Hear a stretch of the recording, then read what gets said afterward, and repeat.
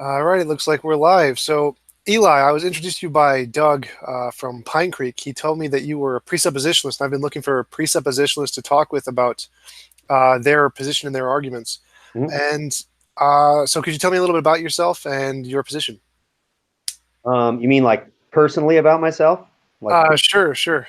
Okay. Well, my name's Elias Ayala. My friends call me Eli, and I am 36 years old. I'm married with two kids and one on the way. I am a middle school and high school teacher at a Christian private school. I am also a youth director at my church here on Long Island, New York. And my interests are theology, apologetics, and a little bit of philosophy. And I am happy to be here.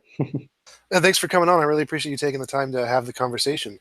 No problem. So, I've always been wanting to talk with presuppositionalists to hear their perspective because it's a really interesting perspective. So, I'd like to tell you a little bit about my position, and then I'd like to hear your thoughts on it. So let me Okay. just give you my little introduction thing that I've been working on. So my current position as an atheist is that none of the arguments or evidence used by religious apologists indicate a God at all. I don't just mean them not convinced. I mean, I believe they are objectively vapid and indicate nothing. They don't move the dial a single percent, a tenth of a percent, a hundredth of a percent, a thousandth of a percent.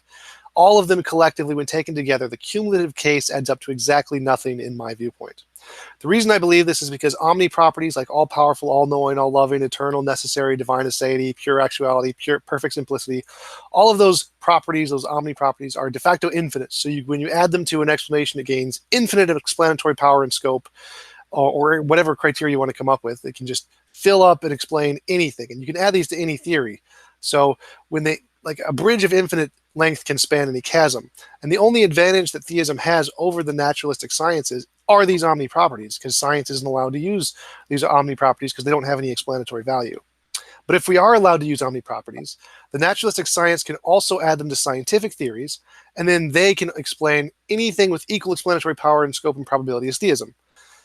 So all arguments and evidence that indicate theism can also be equally answered as well by any other explanation that has omni properties, which you can add to anything like the flying spaghetti monster, deism, polytheism, pantheism, naturalistic pantheism, transtheism, diestheism, the multiverse, anything you want.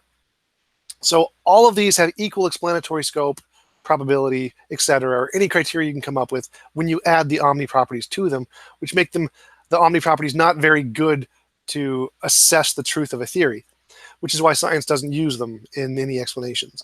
So if we allow omni properties, anything theology can answer, so can naturalistic science or any ideology. And without omni properties, anything science can't answer, neither can theology. And I can demonstrate this because any arguments or evidence you present for theism, I can show work equally or better, can be explained by the alternatives that also have omnis, like naturalistic pantheism. And because of this, I think we should do away with any omni properties, which I refer to as top-down worldviews. And we should only make claims about tentative additions to human knowledge that don't have these omnis in them, which I call bottom-up worldviews like science. So I think we should adopt a kind of fideism about these omni properties related to a God, just kind of a belief without evidence. And Did you say we should fideism, adopt fideism? yeah, I think we should all adopt fideism and just say, if you want to believe in these omni properties like all powerful, all knowing, all loving, we can't justify those, but you can still believe in them if you want to. Okay. So that's essentially my position. What are your thoughts? Okay. Well, you believe Christianity is false, do you not? Or do you just refrain from making any statement in regards to its truth or falsity? Right. I wouldn't say there is no God, but I would definitely say there is no Christian God. Okay. And why is that? Problem of suffering, I think, is a pretty good reason to reject the idea of the Christian God.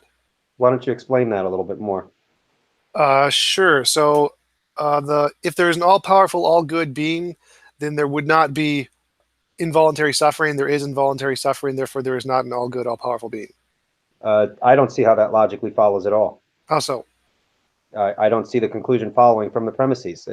It could be the case that God has a morally sufficient reason for allowing the suffering that does happen. So even if that's remotely possible, your conclusion wouldn't follow necessarily from those premises. Right, and I would say I can disprove that, and I could say any sufficient reason God may have can be made morally superior if you make it voluntary. Therefore, it's not possible for there to be a morally How do you sufficient reason. measure? How do you measure a standard of moral superiority without an objective standard to do that with? I do have an objective standard. I wrote a model of objective morality. Okay, so if you could explain, what is your objective model for measuring what is superior morally and something that's immoral, for example? So anything, morality is essentially any involuntary imposition of will is an immoral action. Can I just interrupt? I do apologize. Go for it. Can you just speak a little slowly so that I really want to follow what you're saying? Sure. So any involuntary imposition of will is an immoral action. Okay, can you explain that in a little more simpler terms? So any what? Forcing someone to do something they don't consent to is immoral. Okay, and how do you know that that's immoral? Moral intuition and moral progress.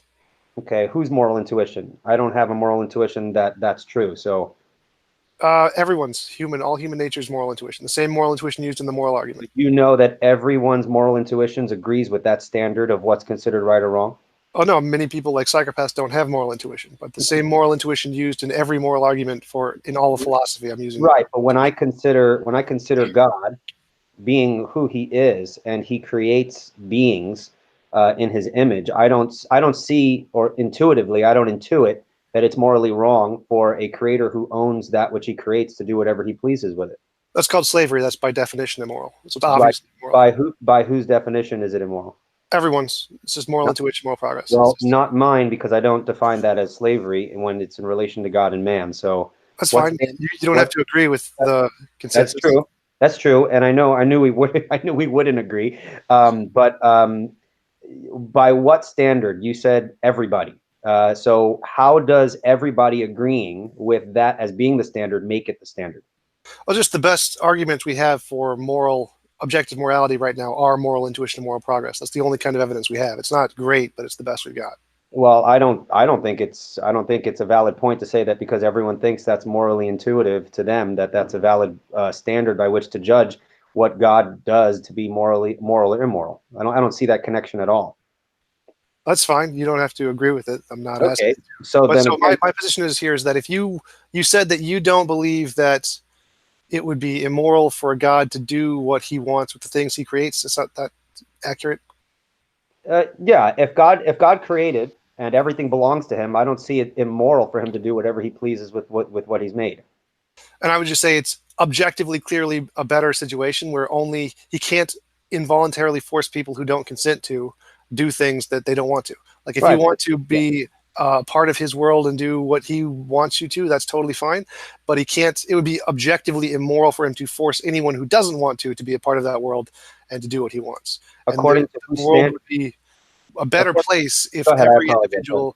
The world would be a better place if every individual got to decide for themselves whether they wanted to be a part of that kind of a world or a different kind of a world. How do you measure what is better or not better? How would you do that objectively? That is the standard. Every individual, any involuntary imposition of will is immoral. So any world that has least involuntary imposition of will is the better world. And why should anyone follow that standard, especially people who disagree that that's the standard? If you disagree that's the standard, then you can be in your own world with involuntary impositions of will. So it's totally a possibility. Okay. All right. We'll move on from there. Thank you. And thank you for slowing down a bit, because you're like me when I teach. I tend to talk a little quickly, and people are like, what? All right. So what would it take for you to say, hey, Christianity is true? What kind of evidence would be acceptable to you? Well, it depends. Like, there's a contradiction between the all-powerful and all-good thing. So Christianity, in my position, is like a square circle. It's kind of impossible. But I could definitely grant that there was a being who created the universe. That's potentially possible to demonstrate with evidence. It's possible to demonstrate Jesus rose from the dead with evidence. But I would still see that Christian God as a rather evil, malevolent being. Okay, so there would be no way for one to prove the Christian God to you, since you believe that the very concept of the Christian God is incoherent, and you base that upon the fact that the God of Christianity violates an objective standard that you have arbitrarily set up. Because I don't see how your standard is actually an objective standard that can make judgments on whether what God does is right or wrong. So I don't see a logical incompatibility with an all-good God and an all-powerful God. I don't see that as logically incompatible, for the simple reason, as I stated before, that God could have morally sufficient reasons to to allow the suffering that he does. Now, I might not know what that reason is, but the very fact that that's even possible doesn't necessitate that there's a logical incoherency, since to my knowledge is that the idea that there is a conflict, contradictory conflict, is not a position that's widely held. That's why most people bring up the probabilistic problem of evil as opposed to the logical problem of evil. Right, I have a minority position on this one, but yeah, I can demonstrate that the sufficient reason argument fails because I can subvert it by saying any potential reason God may have to allow suffering can be made morally superior by making it voluntary. Yeah, but Therefore, that's arbitrary. You just no, it's not. This is oh yes, it slavery is. is objectively immoral. Like anyone who says otherwise is You can't. objectively wrong. Well, again, that's by divine fiat. We trust that I'm okay with that. It's just it's character. obvious to everyone. So No, I don't. Well, it's not obvious to me, since I don't see how you can just say, well, that's just objectively evil. And if I ask you, how do you know? You just say that anyone can see that it's evil. I don't. right, I don't. if you can't, if you don't intuitively understand that torturing babies is wrong and that slavery is wrong and that harming people is wrong, then Right. I mean that's kind of on you. I can't really help you with that one. Yeah, that's It's fine. obvious enough intuitionally that say, yep, this is obviously immoral. Yeah. This is obviously objectively immoral.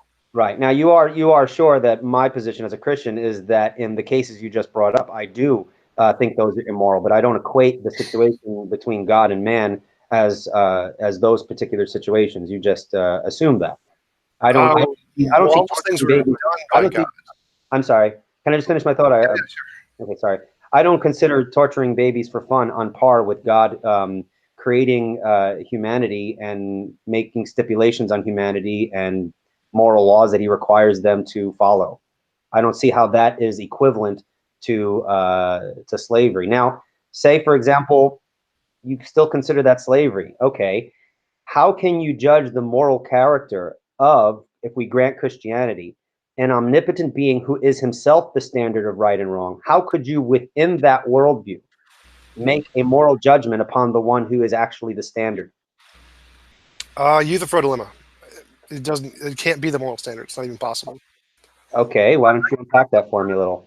I wanted to talk more about presuppositionalism more than the. Well, we're engaging in presuppositionalism right now because I'm asking these questions because I think you're bringing a lot of assumptions into the very reasons why you reject the coherency of Christianity. So this is, in a sense, presuppositionalism. I'm trying to apply it to your specific objections. Well, I've done like entire videos on justifying my morality, and it is my unique viewpoint. It's kind of hard to go into in detail in a short time period. Okay. But yes, I do have justifications for it, and essentially, killing babies is always wrong. 100%. Don't ever do Amen. it. Yes, amen. God killed babies. God is immoral. Done. No, there again, you are mixing categories. No, Now, God flooded the earth. God drowned millions of babies. yes, I know the rhetorical. Well, so I mean, from that, for me, it's just sufficient to say, nope, it's not impossible. It's not Right. even possible. It's done. Right. So I With mean, no objective moral standard. I Okay. have remember, I have an objective moral standard. That's my. Well, if it's what you just said, I don't see how it's objective. But if you'd like to move on, good. Wait, you don't see how killing babies is immoral? No, that's not what I said. Because if anyone knows, Christians believe that killing baby, if I kill a baby, that's an immoral act because I have violated a command of God. Right, and I'd say that killing babies is always immoral, no matter who does it, including God, which means God killed That's right, babies. God because you presuppose a moral standard that is above God, which is a contradiction in terms if you are reasoning within a Christian worldview. Now, if you're not reasoning within a Christian worldview, then you're bringing a moral accusation upon the Christian worldview, and there's a problem with arguing a worldview while throwing sticks outside that worldview. What you need to do is hypothetically grant my worldview and show a logical inconsistency within that worldview to show that there's a problem. And the reason for this is that presuppositional apologetics doesn't engage a tit-for-tat argument over evidence. We are setting principles against principles, foundations against foundations. So everything you say, from your perspective, I'm going to reject because I have a completely different interpretive grid. Likewise, any evidence that I can give from my particular perspective, you're going to reject because you have a different interpretive grid. So there, at that point, we need to engage in internal critique of worldviews. Otherwise, we'll just be talking past each other. Right. So my argument was that killing babies is always immoral, no matter what, independent of God. Whether God exists or not, it's immoral. It's immoral above and beyond God, above and beyond everything. It can't ever be made moral. It's always immoral. So God did it. God's immoral. Yeah, that again, that whole system presupposes a standard of morality that is over God, which I think is incoherent when we're talking about a God who is the source and standard of all things. If I grant the truth or possibility of that position you just expressed, I'm not granting you a proper. Well, I don't think you have a proper understanding of what Christians mean when we say God. From my perspective, God is ex lex. He's above the law. He's a standard of the law. So he Oh, can't right. violate the law, since to violate the law is to violate a command. God does not issue commands to himself, and so when he acts in various ways, he does not violate any command. Right, right. So my argument is that from my perspective, Mhm. it's clearly obvious that killing babies is wrong, and there's nothing that can justify that ever, no matter what. So even if God was the standard, if he kills a baby, it's still wrong, because our moral intuitions just show killing babies is always wrong, no matter what. You don't get an option, you don't get an out. Doesn't matter if God's the standard. If God does it, God's moral. Because Okay, well, you but can that's say that. Yeah, I don't see how that logically entails from your position, but if that's your position, then we would just disagree at that point. I don't think right. what you're saying is logically valid when you consider the nature of worldview critique. You're just assuming your worldview and then imposing how you define those things onto my worldview, and I actually reject those premises that you used to describe morality, obligation, and the nature of God and things like that. So if you'd like to move on, we could. If you don't, if you want to finish a thought, you can do that as well. Yeah, I'd like to move on, because I mean, this is why it's harder to go into morality. Because for me, it's obvious that killing babies is wrong, and nothing can ever justify that. No. Same for me. Same for So, me. Yeah. so if God does it, God's immoral, and there's no Right. out, That doesn't logically follow. There we go. no Okay. logical way out of that. Sure. Well, I disagree with you, but we can move on to a next segment there if you'd like. All right. So could you give me the presuppositionalist approach to addressing the arguments? The presuppositional approach to addressing the arguments. I don't know Like, what that means. so they like, you start with God, you start with the belief that there is a God, and that's required to have knowledge or something like that. I would say that the Christian worldview is the necessary prerequisite for intelligibility, which I'm sure you're familiar with that phraseology. So, in other words, the Christian worldview is the context in which knowledge makes sense. If you deny the Christian worldview, I would argue that you're stuck in some form of skepticism, which would make everything that you say, science, philosophically, history, and all that kind of stuff, would give it no basis to be justified in believing those things. So why can't I just presuppose a different God and say that that's the basis? Yeah, you could, and that's where we would go into worldview analysis. So, for example, one of the Wait, criticisms. what is? Why would we go into worldview analysis? Why is that relevant? Right, because well, here's the thing: the one of the criticisms of presuppositional method is that it works well. Now, you're going to disagree with this, and that's fine, but it works well against the atheist perspective. But what happens when you have another theistic position? And so we would engage in worldview analysis. Well, let's hear the Muslim position, and we would ask the same questions. Does the worldview of the Quran provide the necessary preconditions of intelligibility? And as I would interact with a Muslim, we would ask certain questions, just as I would ask you questions, to pull out your foundations and see if it actually provides the necessary preconditions for intelligibility. And I'm saying that the Muslim God doesn't, the Mormon God doesn't, and of course we'd have to get into more details to flesh that out. All right, so let me go with naturalistic pantheism, just an eternal, all-powerful nature, and say I'm going to presuppose naturalistic pantheism and that intelligibility is a function of the universe, just like gravity. It's the law of gravity. Mm-hmm. Okay. So what is that? What is naturalistic pantheism? How would you define it? Eternal, all-powerful nature, just God without the consciousness, essentially. Eternal, powerful nature, and Eternal, all-powerful. okay. And how would you know that this is the foundation of reality? This naturalistic pantheism. How do you know God is? I'm sorry. How do you know that God is? By the impossibility of the contrary. I'm asking these questions because I think the concept of naturalistic pantheism is incoherent, and I just Okay, want. so then I would say that I know it because of the impossibility of the contrary. Yeah, but you can't prove something transcendental in the same fashion, since the thing that you're positing has not in any way revealed itself. So there's no connection to the noumenal aspect, that foundation of naturalistic pantheism, to the particulars, you as an individual. You see, this was the problem with Plato when he had the realm of ideals and the realm of the particulars. He had no way of bridging the ideals with the particulars because he lacked the revelatory God. Wait, That's what is the Christianity. That's an element that Christianity has, in that we can be connected to the noumenal by a revelation to those that are part of the particular. what does revelation have to do with truth? Like you can have truth, like there could be a naturalistic pantheism that had no revelation and still be true. So you don't need the revelation for Well, anything. you're saying could be, and so that presupposes possibility. Now, within the Christian worldview, God is so foundational and necessary that which is possible is actually based on God Himself. possibility exists within my worldview under God as opposed to over God. And what I mean by that is that God sets the parameters for what's possible and impossible.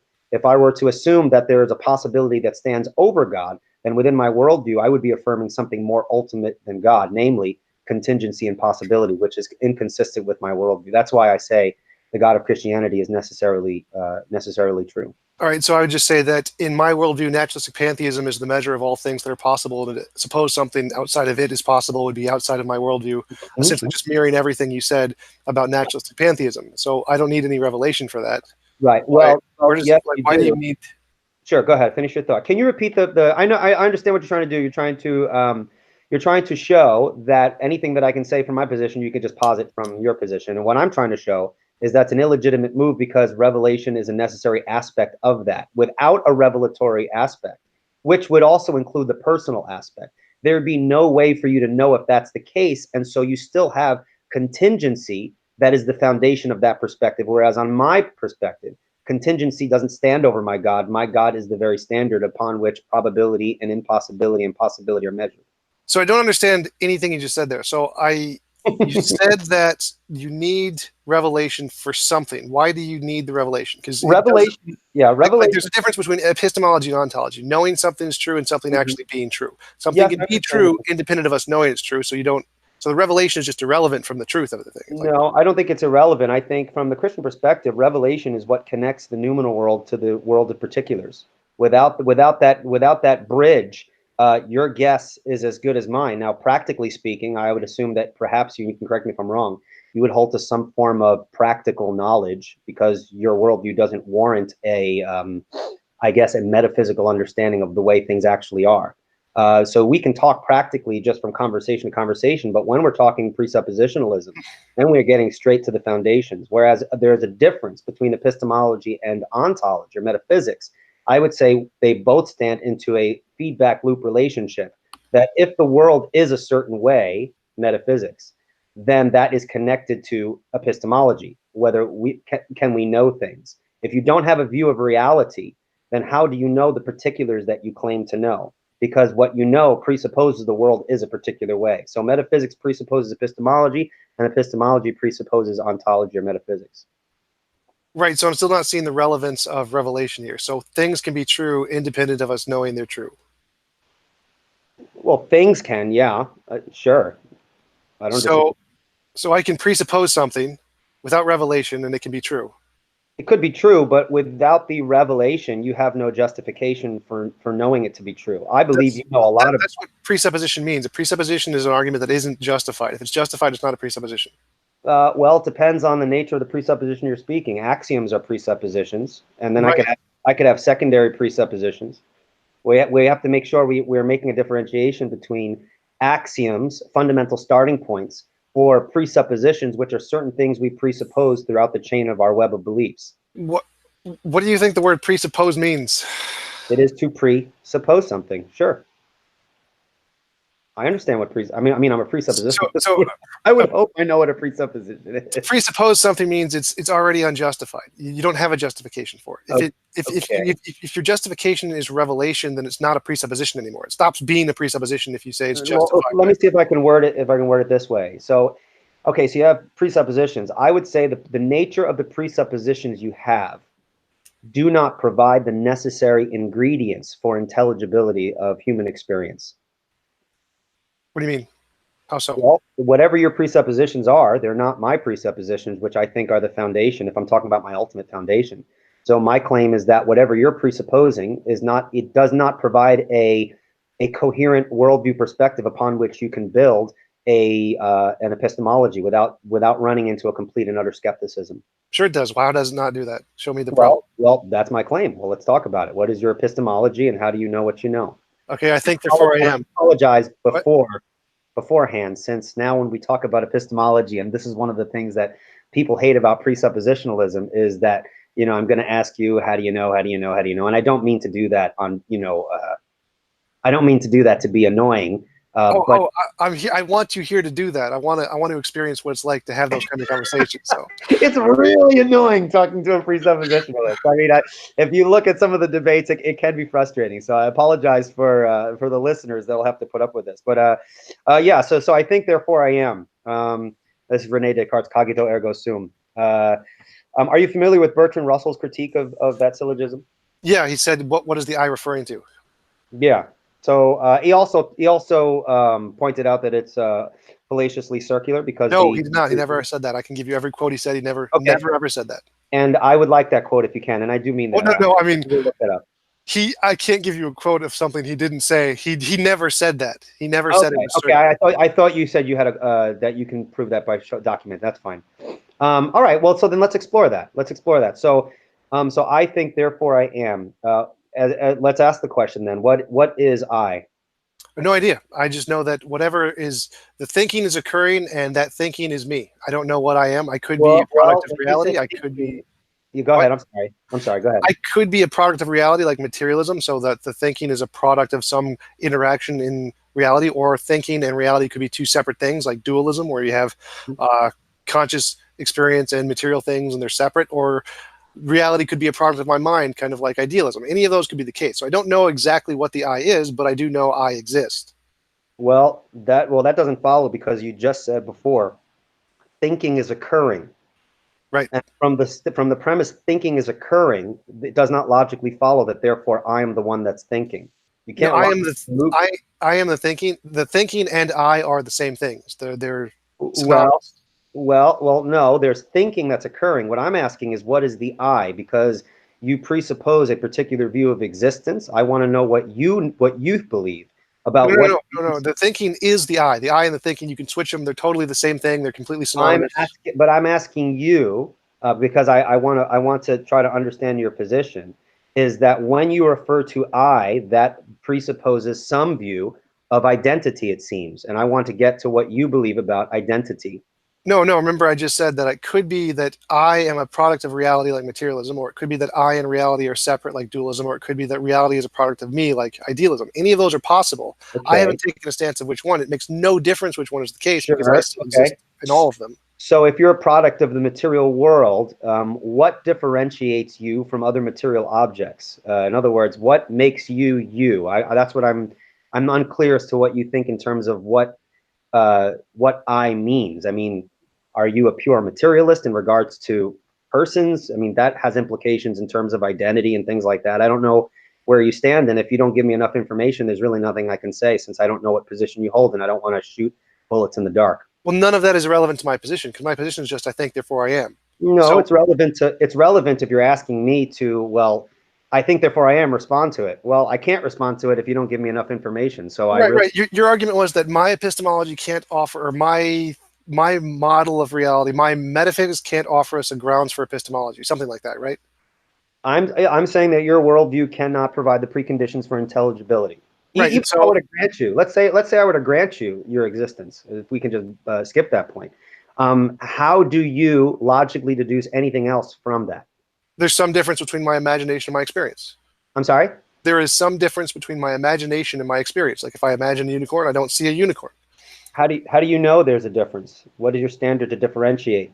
because I'm imagining a unicorn and I don't see a unicorn. Yes, but that presupposes that you already have a standard to differentiate what you think you're imagining and what's actually the case. So we get into the issue of, I hate getting into this No, kind of no, no. That's entailed in the I think, therefore I am, because I'm all talking about self-referential experience here. If I am experiencing one thing but not experiencing another thing, that necessitates a difference. So thing. it's entailed in that.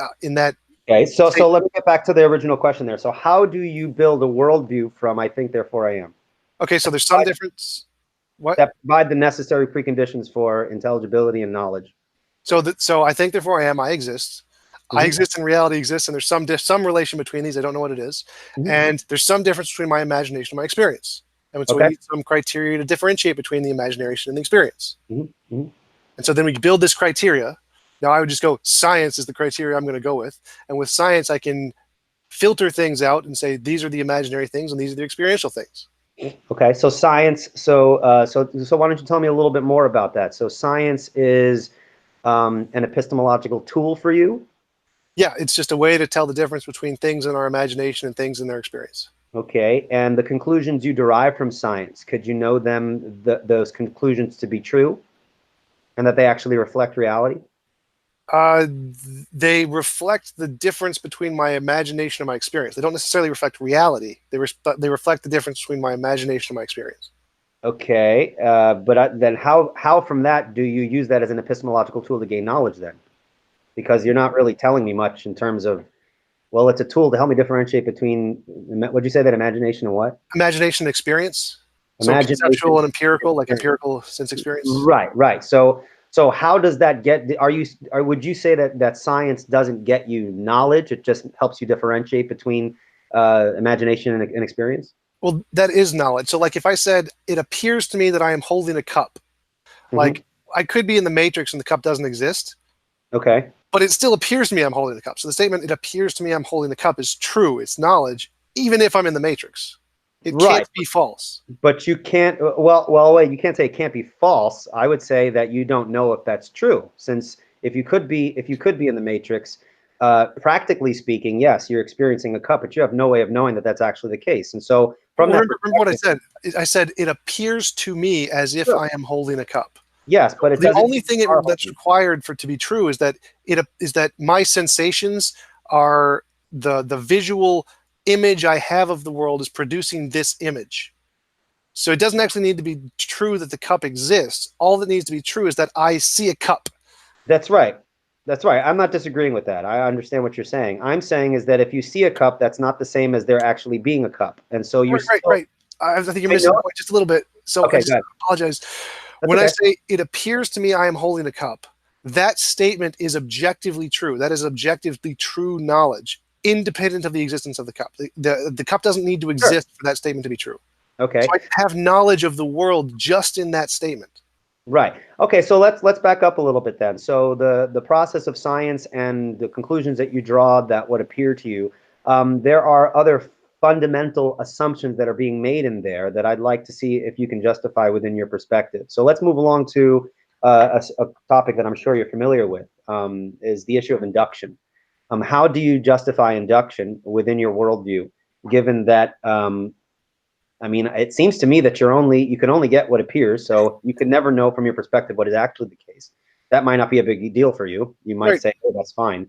But how do you justify induction? The idea that, and I know you know what induction is, but just for people listening, is the idea that the future will be like the past because it's always been that way in the past in our experience.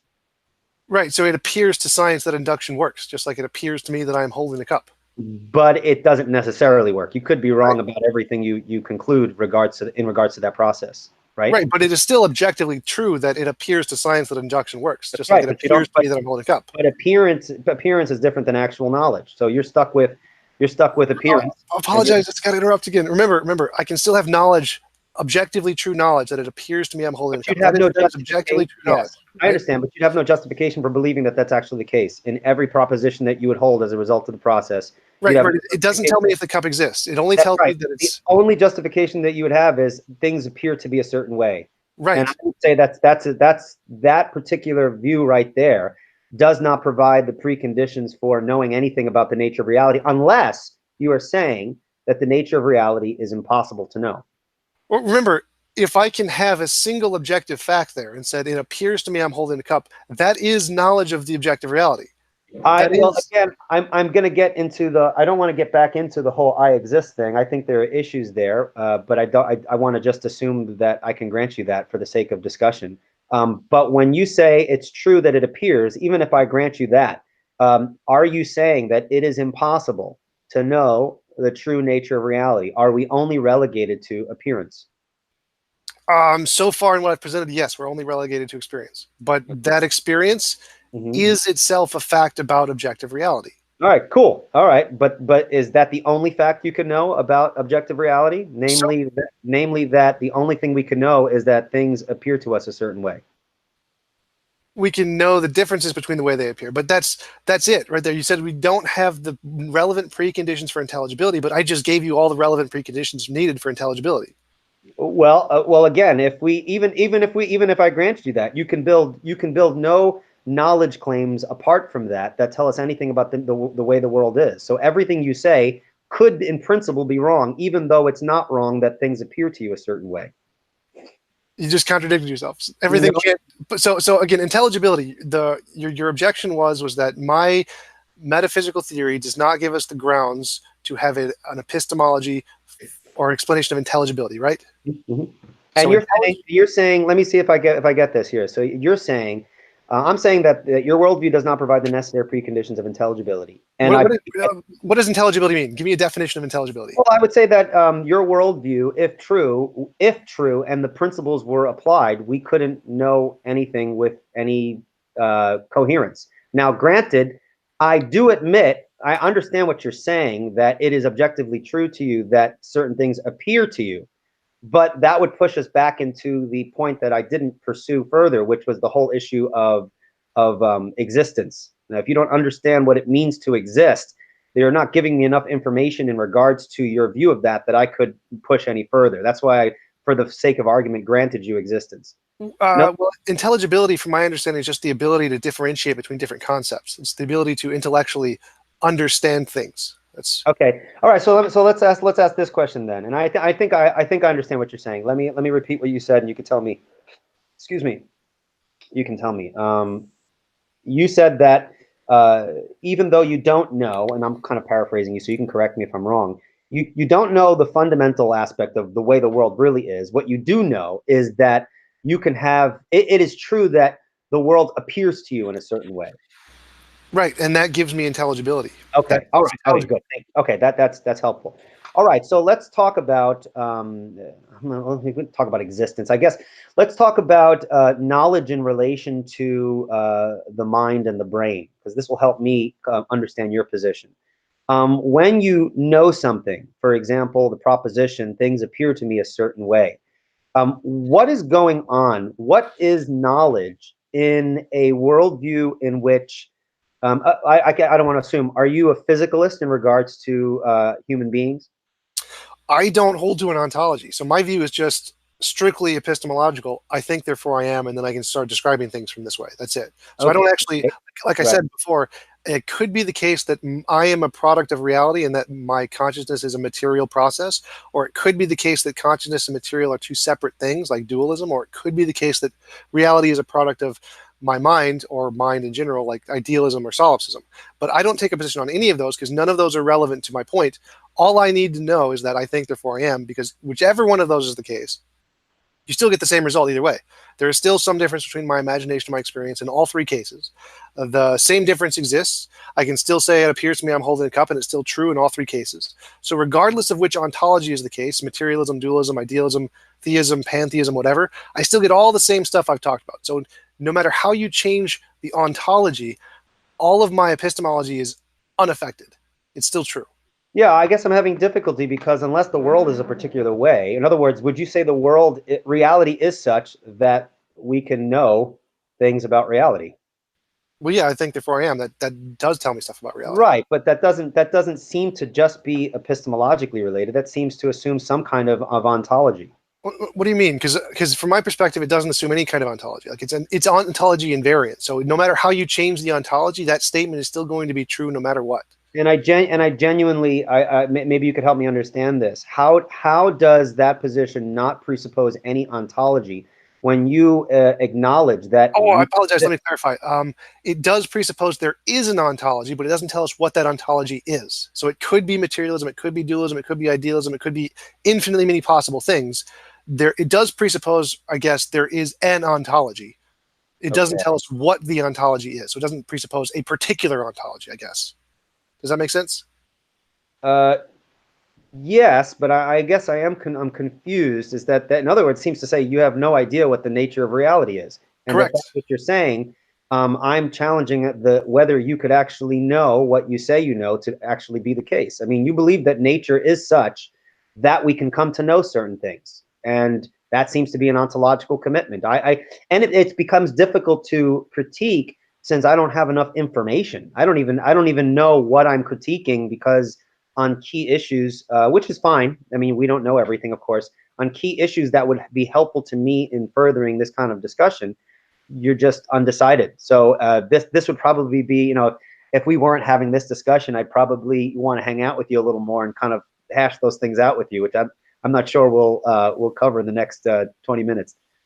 Or Well, how? yeah. So my position is just I think therefore I am. That is the ultimate starting point. And regardless of what the ontology is, regardless of whether or not I'm a materialist, dualist, idealism, nothing can change that. It can't make it false. Like I can't believe I exist and be wrong. It's not possible. It doesn't matter how you change the ontology. I could. Right. It just needs to be that there needs to be some ontological context in which that statement is meaningful, How and so? that's where I feel as though there's a little, and I don't mean this, you know, insulting. I think there's a little waffling going on. Is that I exist, but I don't know what that means. I exist. It's like, well, I mean, some more information would be helpful in terms of hashing that out, because I'm having difficulty seeing how we can understand what existence is without an ontological context in which existence can be defined. Because I grant, from my my worldview perspective, I presuppose my own existence, and I think it's foolish to deny my own existence. I understand that, but I have proximate starting points and ultimate starting points. My proximate starting point is my own mind, because I actually have to think about stuff in order to even reason. But my ultimate starting point is the ontological truth of the Christian worldview, which gives context and meaning for the idea of existence. And so that's why, if there is no ontological commitment, to be honest, I wouldn't even know where to start, since there's not enough information in regards to what you think about existence, because you don't know what the I is. You say that it can be an infinite number of things, and it would be difficult to further the conversation at that point on this particular topic. Well, right. So my position is just starting with that and saying with just that one fact without saying anything about ontology. I can get intelligibility. I've got Yeah, everything I need yeah, right there. So yeah. why do I need to say anything about ontology? Like ontology isn't even relevant at this point. Yeah, no, I think it is. I think it is relevant. I think it's you know, people who I speak to, and I'm not accusing you by any means of doing this, because I mean I just met you, so I don't know about you in that way. But there are people who have ontological commitments, but they don't voice their ontological commitments because it would give them a burden of proof that they don't want. And so I'm not sure if you're doing that, and I'm going to grant that you're not, because you seem like a cool guy, and I really do respect this conversation. But it can be used as a tricky move to make one's own position evasive. And if that's the case, then it becomes difficult to communicate, since I don't know where you stand on certain points, and I have insufficient information to actually give my thoughts on that particular area. So if you don't know what your ontology is, then maybe we can continue a conversation later on, maybe over the phone. We can talk a little bit more about that, and then kind of continue from there. And that's okay if you think, well, I don't know what my ontology is, and I don't know if I'll ever know. But you know, that's something that we can continue on later, since we're not going to get anywhere, because I don't have sufficient information to dig a little deeper, because I'm not sure you have your worldview worked out in that sense. Although you have your epistemology there, I think that it's connected to the ontology issue. Well, I mean, I tried to demonstrate it's not, because no matter how you change the ontology, I still get the same results. Uh, no, no, I don't think so. I don't Well, think so. tell me how you can change the ontology and get a different result other than I Well, think. what I'm saying, well, if you don't, that's why I'm asking, what does it mean to exist? Because if you don't know existence, and you don't know what differentiates you from everything else, um, again, I can't even say that, because you don't even know if man is purely materialist. I think I've heard in a context in which it seemed as though you did hold to that position. Um, and it seemed as though you were defending the coherency of a purely materialistic ontology of a human being. So I might have misinterpreted that, but it seemed as though you took a position there, which would help me so that I can kind of ask some questions. But now it seems as though you're an agnostic in regards to what you think the nature of man is. Oh no, I definitely take the best explanation I think in materialism, but that's not my argument here. My argument here is just that I I know can that's not your argument, Tom. What That's not your argument, but the answer to that question will help me understand your argument better. But since you're now not no, taking the, no, no, no, it's not related to my argument. It has nothing to do with my argument. it would be related to my critique of your position. That's Well, what I'm that's the point. If you're critiquing that, then you're not critiquing my argument. It's a straw man. No. So Well, again, I'm not straw manning you, because I'm not saying that is your argument. I'm saying that's a helpful piece of information that would help me respond to the point that you're making. But since you do not hold to a position in regards to that, you don't hold to a position in regards to ontology. I have insufficient information for me to actually press you on anything, because you can press me on something and be like, well, I don't have a position on that. And then you can bring something else up, and I go, well, I don't have a position on that. My position's over here. And so there's not enough information to actually push this forward. Well, remember, your objection was that I can't get intelligibility. And I said, yes, I can. Here's how I do it. I start with I think, therefore I am. There's some difference between my imagination and my experience, and that gets us intelligibility. Now, none of that has to do with ontology. Like, I didn't say anything about ontology there because I didn't need it. Like, that's all I need to get intelligibility is I think, therefore I am. There's some difference between my imagination and my experience. So now, just with my epistemology, I have intelligibility. I've gotten it. We're good. So why are you looking for more? Because unless reality is a certain way, I'm having difficulty, Tom, and I do apologize, seeing how you can disconnect. And I know the difference between ontology and epistemology, but I'm having difficulty how you can talk coherently about the one while rejecting the other, or maybe not rejecting it, but not seeing how they're intricately related. Right. So remember, if I said I appear to be holding a cup, that statement is true even if I'm in the matrix and the cup doesn't exist.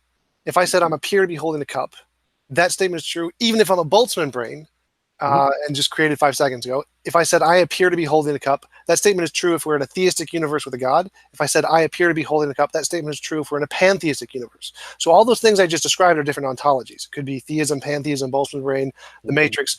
But no matter how you change the ontology, the epistemology, the I appear to be holding the cup, is true independent of the ontology. It doesn't matter how you change the ontology. Can I ask a question? Sure.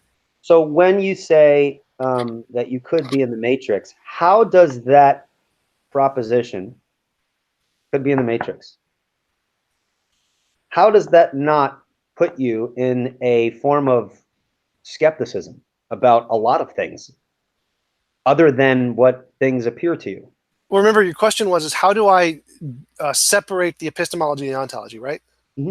So the ontology is what nature is. You said you're familiar with the distinction. So ontology is the way things are, like what it is the case. So if we're in the matrix, that's ontology. It happens to be the ontology of us being in the matrix, or us being a Boltzmann brain, or being a theistic universe. Those are all ontologies.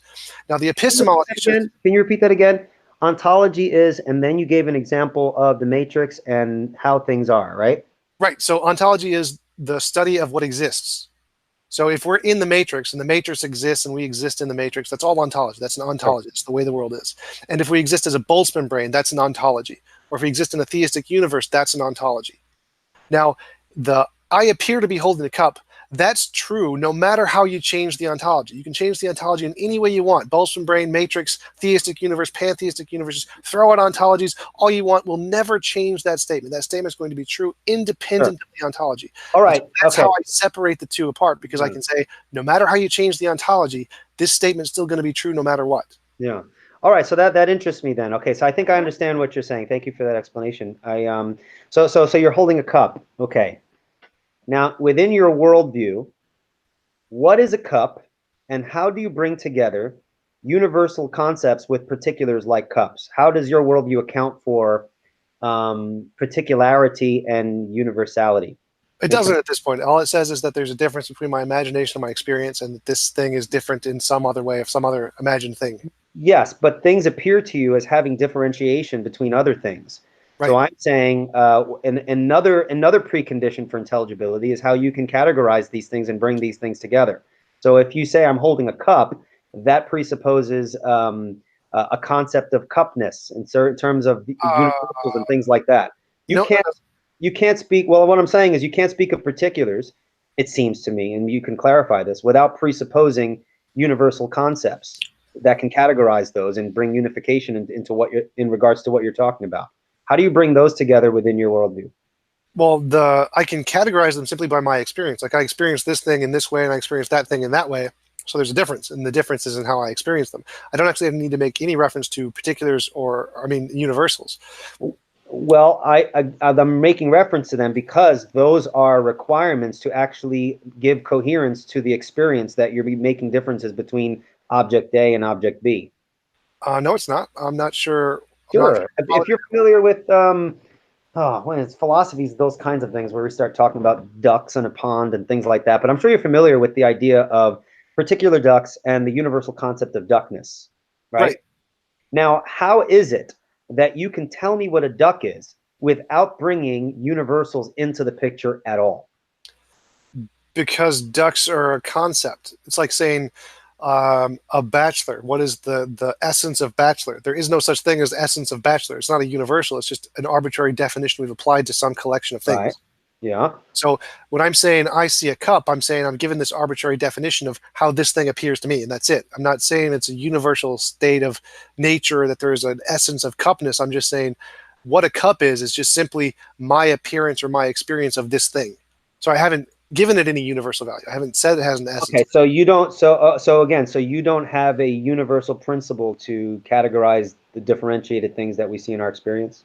Right, because all I need for intelligibility is to be able to say this thing is different from that thing, is insofar as I can tell. That gives me intelligibility. Let's see. I don't know if I'd agree with that, but all right. Okay, so let's move on there. Unless you have another point to make on that. Go ahead. Okay. Okay. So, are you familiar with? And I'm sure if you've spoken to people who know how to speak English, talking. I literally just made up a word. So, if you're familiar with speaking with presuppositionalists, we always make a big hullabaloo about the concept of the one and the many. Now, the one and the many is kind of related to the same issue that I spoke about before. Is that the one worldviews, it seems to me, require unifying principles so as to make coherent and give meaning to particulars in our experience. So how do you, if you do, how do you within your own worldview have an answer to the one and the many? And I do think it is relevant to making statements about particular things in our experience. Well, I'd say like a ruler. A ruler is 1 foot long, but there's no such thing as a foot. It's just an arbitrary measure we've put on it. So I'd say this object is like 1 inch and this object is 2 inches. There isn't like an essence of inch there. It's just an arbitrary label we've placed on things. We don't actually need the universal standard of some kind of objective measure of length. We can just make up a measure of length and then apply it to things and see how they're different. I don't see how you would think that we don't need a universal. We can say this: a universal concept that unifies the particulars of human experience. This seems to be one of the most important problems within philosophy. People try to answer the problem because they see how it's connected to this very issue. So to say that we just set arbitrary, yeah, that's true. But even to set arbitrary standards and categorize things still presupposes a unifying principle that can bring into unity both particulars and universals. Without the universals, you can't differentiate particulars. Well, I just did. Remember, because I have a foot. Yes, but saying that already presupposes a unifying principle over particulars. What is it about the nature of reality within your worldview that gives you a justification for doing that? It would seem as though you couldn't have one since your worldview doesn't allow you to say anything of ontological relevance. Well, what do you mean? Because I don't think it does in any way. I'm just saying I've created this arbitrary length, which has no reference to universals, and I'm just going to compare things based on this arbitrary length. So there's no reference to universals there. That's just there's no referencing universals. In other words, how do you differentiate between a ruler and your hand? Again, you have two particular things, and you need to have unifying principles to differentiate them. Well, so yeah, that's just how they appear to me. So one does not appear the same to the other. The cup does not appear the same. And why do they appear to you that way? I would say that reflects some aspect of reality that needs to be grounded in something. Well, again, I'm only saying they do appear differently. Like why they appear differently isn't important, because all I need to be able to differentiate them is to say they appear differently. And then once they appear differently, I can compare the way they appear without saying anything about universals. And I can still have intelligibility and differentiate between particulars without saying anything about universals. Mm-hmm. All right, I'll take a look at that. Can you say that last part again? Yeah, so just like I said, it appears to me I'm holding a cup. I can say have intelligibility and describe things in the world purely based off how they appear to me, and describe the particulars of the things and how they appear to me without actually saying anything about universals, because I'm just using this arbitrary criterion of how they appear to me. So okay. the ruler appears to me in this way, my hand appears to me in this way, and so they appear differently. So I can differentiate them in that sense without any reference to universals. All right. I think I have that. I promise I'll look that up and see if I can grasp that a little bit more. All right. I've been asking you a bunch of questions, and do you want to ask me anything? Actually, tell me more about presuppositionalism, because I hadn't never heard that one before, the many versus the one thing. Tell me another one. Give me another one. I like these presuppositionalist arguments. Oh, there's one. Are you familiar with Matt Slick's version, where he says either God is sufficient to explain logic or something else is? Yeah, I don't agree. I think I know Matt Slick formulated the transcendental argument in a couple of different ways, some of which I didn't agree with, because I think he, in one instance, he formulated the transcendental argument that didn't make the triune God the necessary prerequisite. It almost says like this doesn't prove the Christian God necessarily. And I know that he holds to a form of presuppositionalism that I hold, but when he formulated that argument, which became popular, and he had a discussion with Matt Dillahunty and all that, I don't think it was as refined as I would say someone like Greg Monson or Cornelius Van Til would have expressed that. But in terms of getting back to what you said before, and I do apologize, I don't have too much time. So you can let me know when you're finished or if I've expressed myself to your satisfaction. The one in the many problem for the Christian position is important first philosophically, because we do see the need for having universal overarching principles that can bring into coherence the particulars of reality. And so our ontology, we think, specifically answers that deep philosophical question because of the ontological nature of God himself. That God in his ontology has unity and particularity as equally fundamental to his very nature. And so I would say that, and again, I'm not saying this in and of itself proves the Christian God. I'm saying that Christianity has an advantage, I think, that in its metaphysic, it could answer these profound questions that I would argue are difficult for other worldview perspectives. And of course, we'd have to iron that out, and there have been discussions on this very point. But I think they are important discussions. I know some people think this whole issue of the one in the man, well, that's, gobbledygook. When I listen to people critique presuppositional debates and discussion, what I see is people get angry at the presuppositionalists because we so much are talking about what these things that seem so abstract, when in reality, when the reason why we do that, well, there's a number of reasons, is that it's very difficult to talk about specifics without talking about the undergirding principles that give coherency to those specific things. And the average person just wants to hear the facts. But I think the reason why I wouldn't give you, say, a cosmological argument is because I don't think that would be sufficient for you, given your standard of evidence, which I've heard you say earlier today and in other contexts, that if any supernatural explanation that I give for something, you can just posit, some unknown naturalistic explanation, in which case it would seem that there would be no evidence, specific evidence that one can give, since it would never be sufficient for you. It would seem to me that on my as evaluating that standard, it would seem that the only way that God could make himself known to you is if he imposes the knowledge of who he is upon you. But then that would violate your principle of the best possible world, in which if there was a God, he wouldn't force anyone to do anything.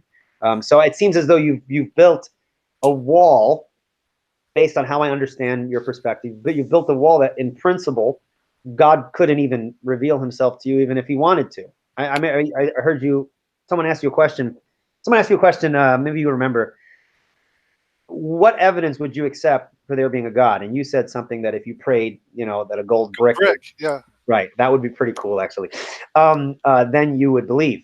And I thought to myself, well, that's funny. Why would you believe as a result of praying for a gold brick when you just stated that the standard is that any supernatural reason that we can give, you can posit an unknown natural explanation?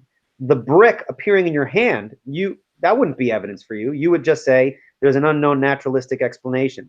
And so I would see from that perspective that you have in my opinion, an unrealistic standard of what would constitute evidence. For example, let me ask you a question, and then you could ask me a question. I'm blabbing here. Actually, can I just comment on that? A few things. So the first thing is that, yes, I would be happy to believe in the supernatural if it made testable predictions. If you could predict a gold brick would appear when I prayed, that is good evidence of the supernatural. How? It would not, well, it's the same way science does. It's the way science predicts new things is by saying, if there's this new thing, I'm going to predict this consequence. If I see the consequence, that's good evidence of the new thing. So it's the exact same as science. Like if you could show that the supernatural makes future testable predictions, or magic or miracles or any of those things, I'm happy to believe in any of those. How? But I wouldn't believe in an omni property. The omni properties are the hard part, because if you can generate one gold brick, that doesn't show that you're all powerful and can generate infinitely many gold bricks. That's a different kind of a claim. So I would be happy to believe like there is a being who created the universe. That can be shown. It can be shown that Jesus rose from the dead. Those are potentially justifiable with evidence, and I could potentially come to believe those with the correct amount of evidence. I couldn't come to believe there is an all-powerful being. Those omni properties are the things that I can't justify, not the supernatural. I'm happy to grant the supernatural is possible. So if Jesus rose from the dead, what would that prove to you? Well, I would be willing to grant things like that there's a supernatural, that there are supernatural beings and they can do things, and there's probably like a heaven and a hell kind of a thing. The only things I wouldn't be willing to grant is that God was like uncreated and couldn't have been created by another greater being, or that there aren't other gods, or that. That makes no sense to me. Okay, well, first of all, you would be misunderstanding what the concept of God is when we talk about God from a Christian perspective. You can't have a greater God, since the Christian definition of God is that there is nothing greater. So to posit a greater God than the greatest would be an incoherent statement. Now, if Jesus rose from the dead, that wouldn't make you believe that the meaning of his resurrection is what Jesus would say that it is, right? If he was the one that predicted it, yes. So whoever makes the testable predictions are the ones who get the. Yeah, but the testable predictions can just be posited by some unknown natural explanation as to why those things occurred when those conditions were the way that they were. Oh, so you're absolutely right. You're absolutely right. But whoever makes the testable predictions first is the one who gets the credit. So, like in physics, the people who predicted the delayed quantum eraser experiment was the Bohm's. What now? I'm sorry. Delayed quantum eraser. It's the one where we said that the two particles are probabilistically unset, or just. Yeah. So in physics, in science, whoever makes the testable predictions first gets the credit. Their theory is the one that has the best explanation. So right now in physics, the Copenhagen interpretation is the best theory because it made the last predictions, even though every single one of the other interpretations can also explain the predictions. So the fact that it was first and it was right and it got it right, that's good evidence.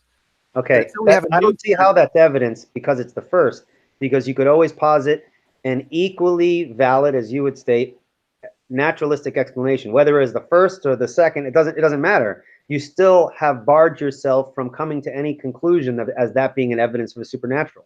So it's almost like you've defined the supernatural right from the beginning. So if Jesus rose from the dead, that would not be enough evidence for you that Jesus was who he said he was, and that the things that he taught about God, which would include everything in the Old Testament pertaining to his omnipotence, that wouldn't be proven. So even the resurrection wouldn't prove the Christian God for you.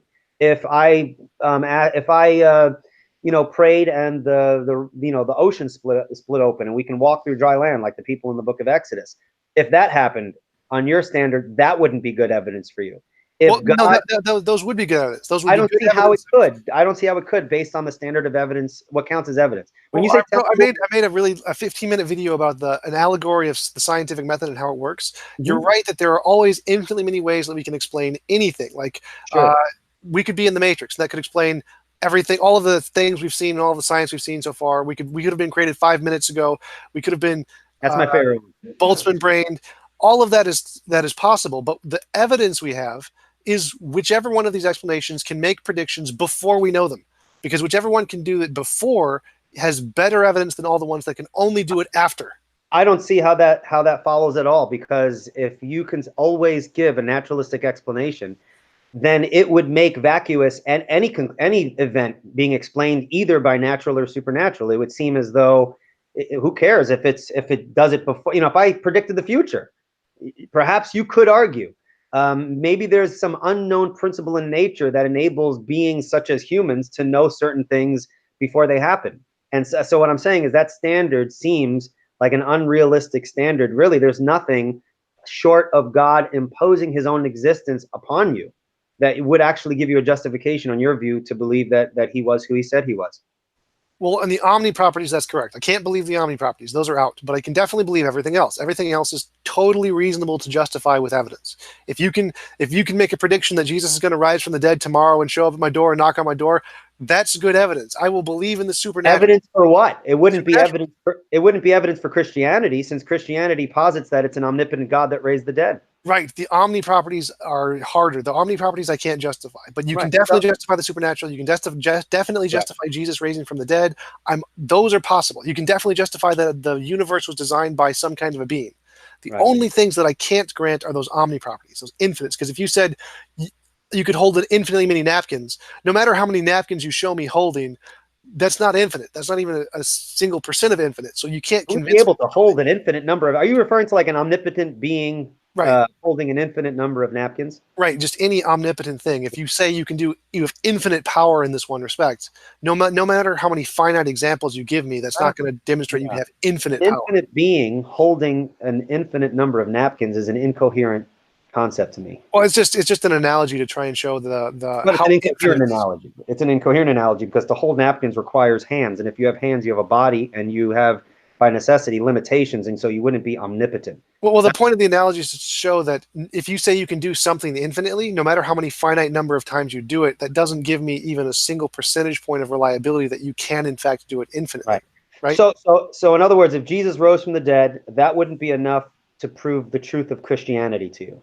Right. It wouldn't be able to prove the truth of the omnis. I can still grant everything else, but not the Well, omnis. you couldn't grant everything else because everything else is wrapped up into the nature of God and all these other things that He reveals.